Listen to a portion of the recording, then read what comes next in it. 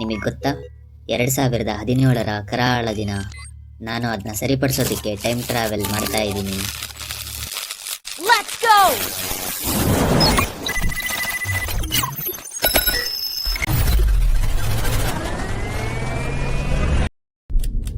ಏನ್ರೋ ನಿಮ್ದು?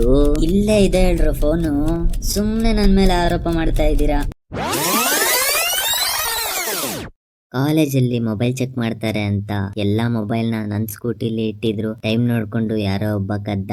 ಆಮೇಲೆ ತಪ್ಪಾಯ್ತು ಅಂತ ಕೇಳ್ಕೊಂಡು ಮೊಬೈಲ್ ಕೊಟ್ಟ. ಅವನ್ನ ಉಳ್ಸಕ್ಕೆ ಅಂತ ಆ ರಿಸ್ಕ್ ನಾನ್ ತಗೊಂಡೆ.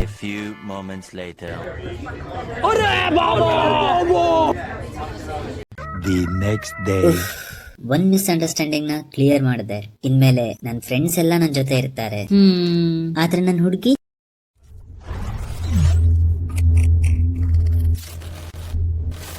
ಡುಮ್ಮು, ನಾನ್ ತುಂಬಾ ದೊಡ್ಡ ತಪ್ಪು ಮಾಡಿದೆ.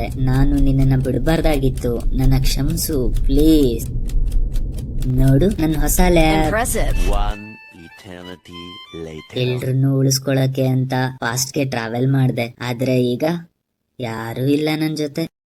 ಇದರಿಂದ ಒಂದ್ ಅರ್ಥ ಆಯ್ತು, ಪಾಸ್ಟ್ ನ ಕೆತ್ಕೋಕ್ ಹೋದಷ್ಟು ಪ್ರೆಸೆಂಟ್ ಹಾಳಾಗ್ತಿದೆ ಅಂತ.